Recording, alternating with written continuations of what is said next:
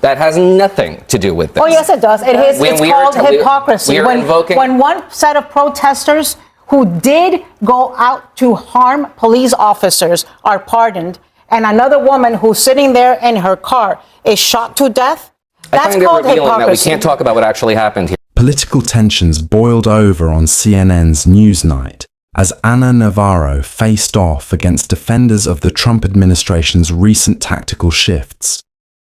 Hosted by Abby Phillip, the panel quickly descended into a high-stakes debate over democratic norms and executive overreach. In this breakdown, we analyze the key exchanges, Navarro's sharpest rebuttals, and what these authoritarian accusations mean for the current political landscape. If you find this analysis helpful, consider subscribing and hitting the like button to support independent political commentary. Let's dive in. Tonight, the state of Minnesota and the Twin Cities are suing the Trump administration over its widespread immigration crackdown there. The lawsuit alleges that the surge of ICE and other federal officials is an invasion, and it's asking the court to block DHS enforcement actions and limit ICE tactics. What we are seeing right now is not normal immigration enforcement. We are not asking ICE not to do ICE things.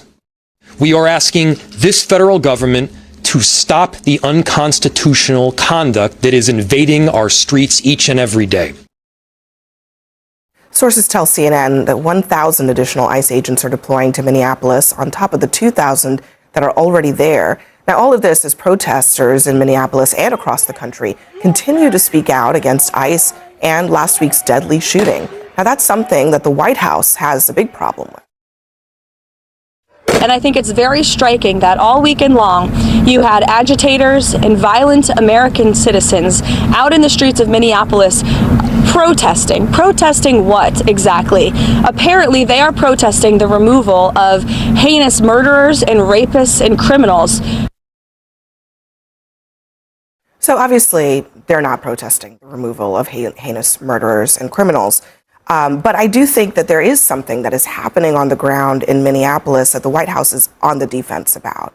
And it is, when you look at these images and these videos, you're seeing entire neighborhoods coming outside as they witness ICE enforcement that they think is excessive happening in their communities.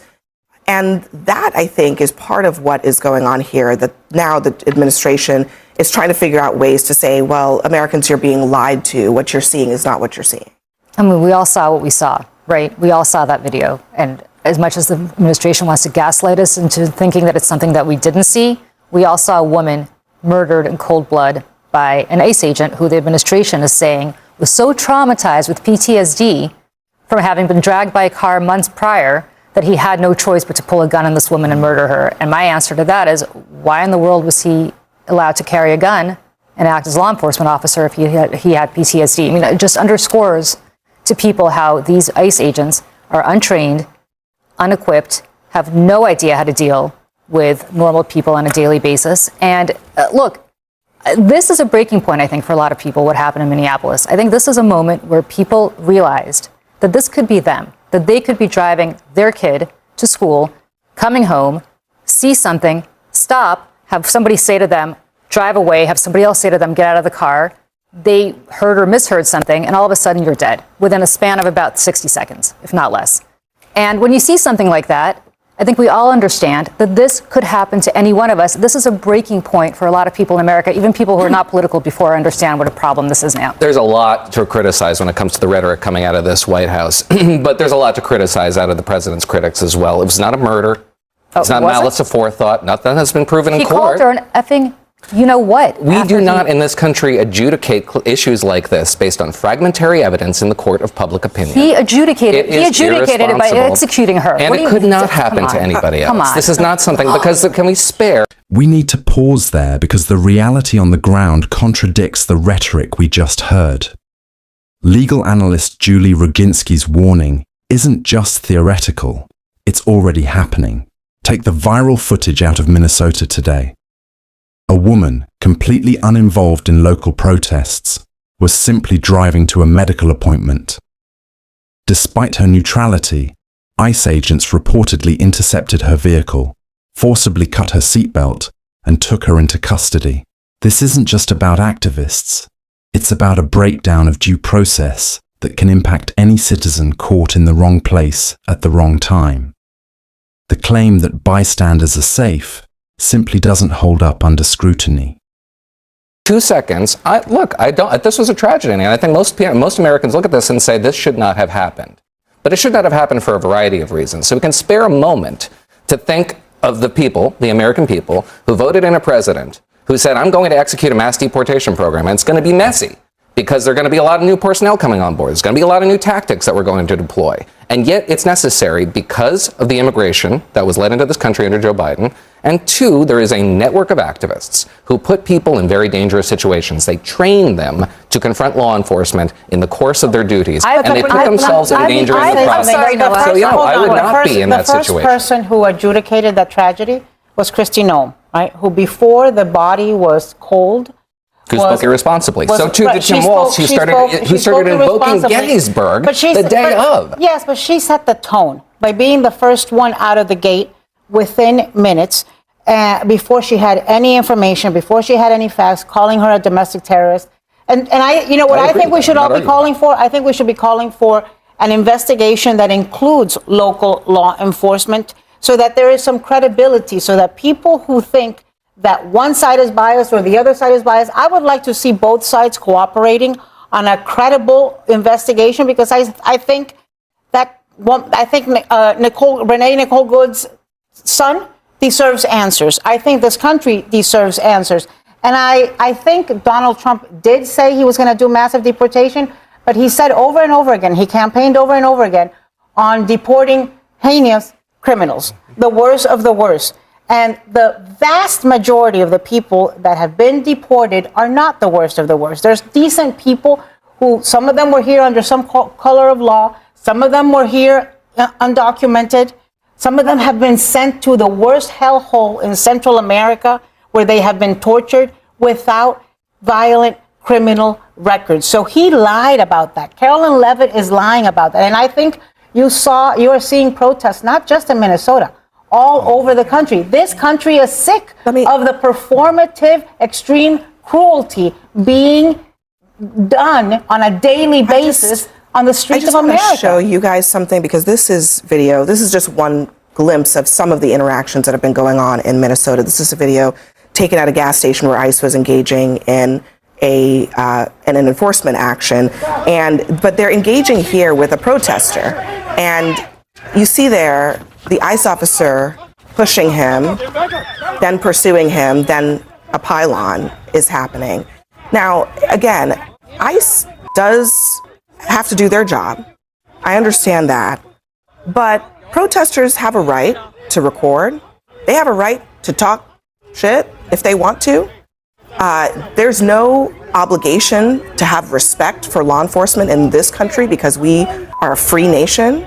So in that situation where you then have ICE officers sometimes just losing their cool and using a huge amount of force, that's just one snippet of some of the things that we've been seeing over the last few weeks and months. So when I look at it, it's personal, right? And the question I think we have to ask is, are the tactics making us safer or immeasurably worse? I typically go to church on Sunday, but I'm a girl dad and my daughter plays volleyball, and this Sunday they had a volleyball tournament. And so I'm there, I'm screaming, I'm cheering, and in a moment she looked over at me and was glad to see me there, and I thought about Renee Good's son. He'll never get a chance now to see his mother on the sidelines cheering for him or screaming for him. And when we forget the humanity of it all, I think we lose sight of where we want to become as a nation. Yeah, I think it's a tragedy what happened. I think it's well said, Chris. But I think it's also wrong to slander, frankly, all ICE agents and suggest in some way that they're evil. The reality is that I've met a lot of these ICE agents. They're some of the most heroic, dedicated Americans. Many of them are Latin American. In fact, doing a very difficult job, an incredibly difficult job, in part because the previous administration let so many millions of immigrants come across our border. It's a tough job. Can I ask you a question? Do you genuinely think that this administration is setting them up for success?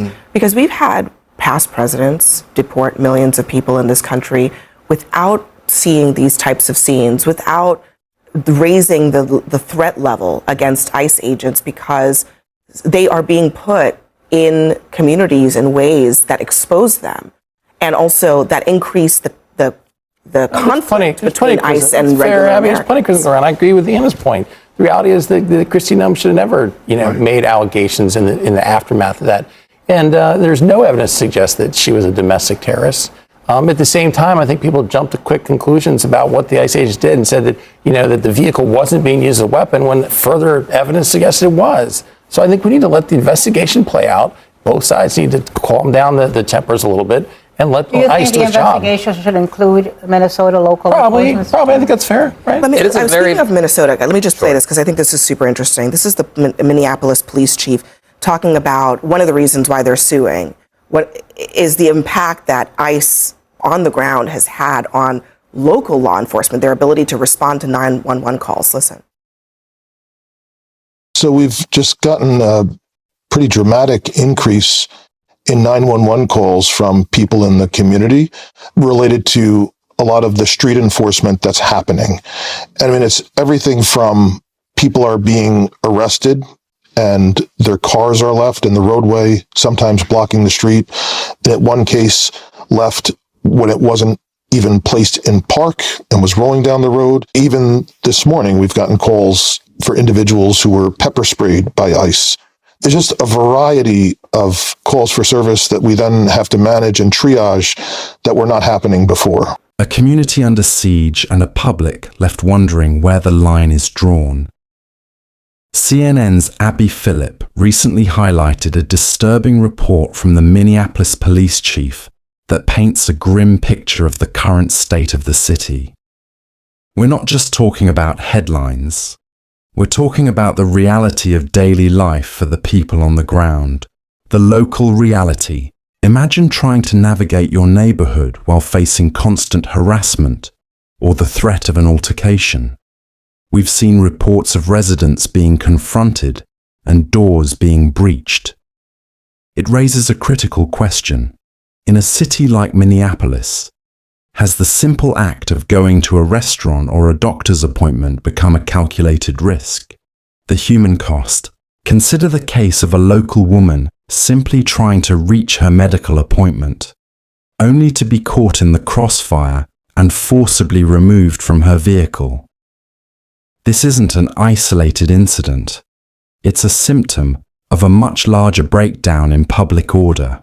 If you are living in Minnesota right now, I want to hear from you in the comments. Is the atmosphere as tense as the reports suggest? Are people staying home out of a genuine fear for their safety? The bigger picture. There is a growing concern that this climate of fear serves a specific purpose. When citizens are afraid to engage with their community, they become easier to manage. Is this a byproduct of failed policy?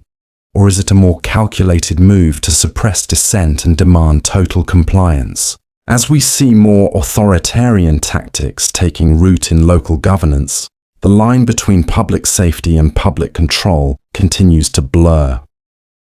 So added that, they're down 30% of their officer force. They don't have the capacity to deal with this dramatic increase that's resulted from some of these interactions.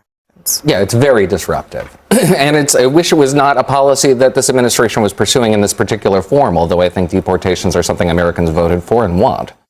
That being said, your question was extremely important. Is this president setting law enforcement up for success? And I think it's debatable as to whether that's true. I also think you could say the same for the protesters and the same for the Democratic establishmentarian politicians that they're listening to, too. When you see tweet accounts from the Democratic Party that elide that video that we all saw, it says, I'm not mad at you, dude, gunshots, eliding everything that happened in the interim to justify those gunshots, perhaps in the mind of a jury or at least an oversight board that's investigating this. When you hear DNC Chair Ken Martin explicitly equate this American president, this government, with the Iranian regime, saying that they're slaughtering demonstrators there and we're slaughtering demonstrators here. How does that not radicalize the impressionable? Can I ask you a question? Do you think this woman deserved to die? I mean, whatever she was doing, do you think that this man... Based on the video that I've seen? Yes. No. Do you think she should have been there in the first place? She was driving home. Do you think she should have been there in the first place? Where was she supposed to be? So you're not going to answer the question. I answered yours. Do I think be there? Sure. If she was driving home on that street, why not? By the way, should have been putting herself in that position. Wait a second. I don't think that was quite reckless, especially for somebody who has a family. To Abby's point, if that woman wanted to sit there and have her wife shit talk this ICE agent, as an American, she has a First Amendment right to do that. It doesn't. The right to do that. She has the right to do that. Consequences associated. Is the consequence to do that to be murdered? It really shouldn't be. But if you put yourself in the forefront of an active. The rhetoric being used here follows a tired, damaging pattern, often weaponized against survivors of assault. It's a classic case of victim blaming, the shouldn't have defense. You shouldn't have been wearing that dress. You shouldn't have been walking alone at night. While these critics often claim they aren't justifying what happened, their intent is clear. By suggesting the victim should have known better, they are effectively shifting the moral burden from the perpetrator to the person harmed. This isn't just an observation, it is a calculated attempt to deflect accountability. When we frame personal safety as the victim's sole responsibility, we ignore the root cause of the violence itself. Investigation, and you're trying to escape from armed law enforcement officers who are attempting to detain you, then yeah, there are consequences. Wow, if that attitude had existed in 1930s Germany, you would have a real problem there. So Mark was there in the Capitol on January 6th when there were thousands of protesters, insurrectionists, I would call them, some call them tourists, who went in to try to impede the democratic transfer of power, attacked police. Some died as a result days later. And the president of the United States, the first thing he did when he became president again was pardon them in mass. You won't find anybody who's more tragically sincere about how horrible January 6th was than me. It was the sum of all Madisonian fears. That has nothing to do with this. Oh, yes, it does. It's called hypocrisy. When one set of protesters who did go out to harm police officers are pardoned, and another woman who's sitting there in her car is shot to death, that's called hypocrisy. That we can't talk about what actually happened here. It's Gettysburg. It's January 6th. It's Nazi Germany. I do think you would agree. It's everything and anything but what happened on the streets of America. I do think you would agree, though, that that there are actually a lot of ways of looking at the video, all the different video that we have seen. And that I mean, you've characterized it one way, that she tried to kill the officer, whatever it is. I did not say that. Because I can't make that determination. People have characterized it that way.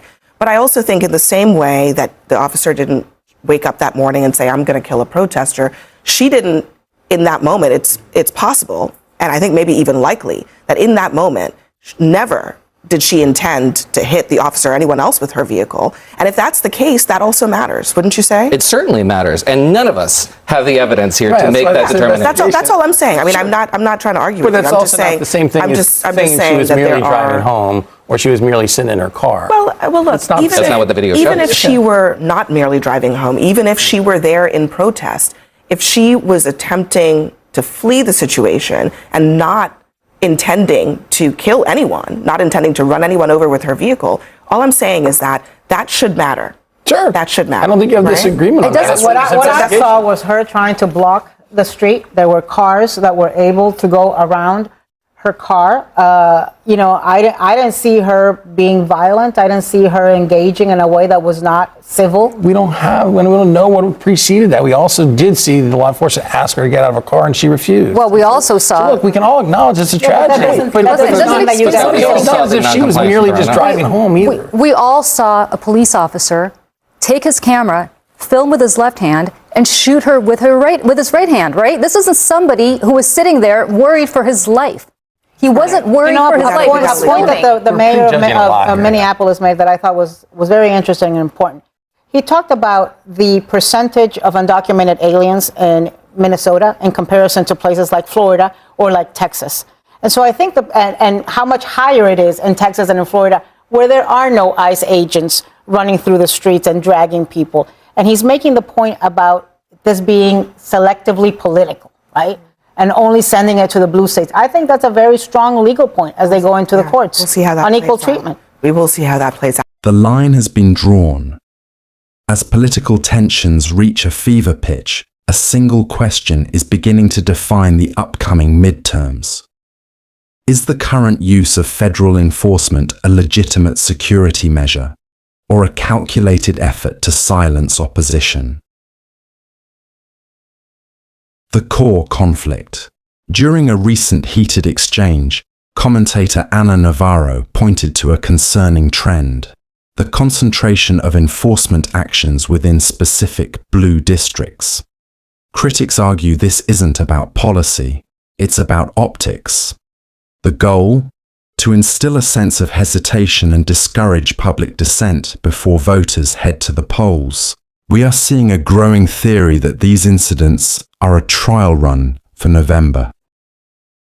There is a legitimate concern that we may see a heavy-handed agency presence at polling places, designed more for intimidation than protection. This isn't just a policy debate, it's a historical crossroads. On one side, voices like Julie Roginski and Abby Phillip argue that the right to criticize law enforcement and engage in peaceful protest is the bedrock of our democracy. On the other, we see a wall of spin from pundits like Noah Rothman and Scott Jennings. The tension reached a breaking point when Roginski asked Rothman a point-blank question regarding a recent tragedy. Did she deserve to die? The lack of a direct answer speaks volumes. Much like the 2020 protests reshaped the suburban vote, this moment is serving as an eye-opener. Even with the current administration's 2024 victory, these escalating tactics may be the final straw for the remaining undecided independents. History rarely stays neutral. It remembers those who stood for civil liberties and those who defended the machinery of intimidation. As we approach November, the escalation isn't slowing down, it's intensifying. The question for every American is simple. Which side of history will you be on?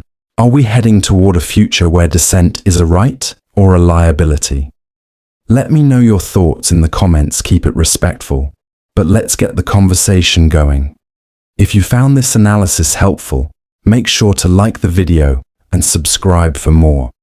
I'm Insights Brief, and I'll see you in the next one.